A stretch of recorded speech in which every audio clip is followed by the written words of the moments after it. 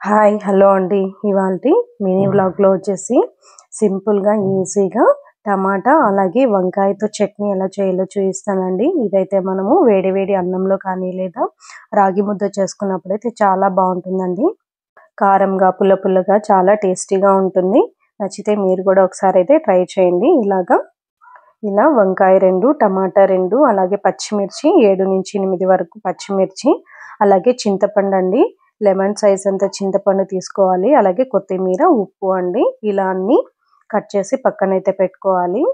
ఇప్పుడు స్టవ్ వెలిగించి ముందుగా బాండలు పెట్టుకొని అందులో ఆయిల్ అయితే వేసుకోవాలి.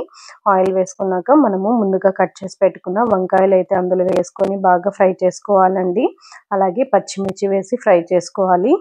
చింతపండు కూడా ఇందులోనే వేసుకుంటే మనకి ఫ్రై అయిన తర్వాత మనకి టేస్ట్ అనేది బాగా వస్తుంది. అలాగే టమాటా ముక్కలు వేసి ఫ్రై చేసుకోవాలి.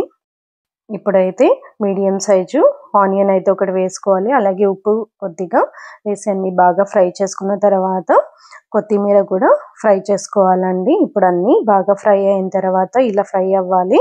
ఇప్పుడు ముందుగా మిక్సీ జార్ తీసుకొని బాగా చల్లారిన తర్వాత మనము మిక్సీ పట్టించుకోవాలి.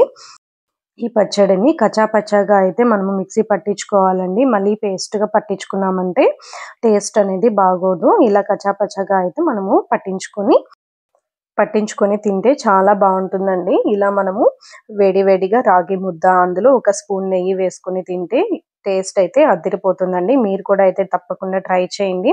వీడియో అయితే నచ్చితే లైక్ చేయండి, కమెంట్ చేయండి, షేర్ చేయండి. ఇంకా నా ఛానల్ని ఎవరైనా సబ్స్క్రైబ్ చేసుకోకపోతే subscribe to my channel. Thanks for watching.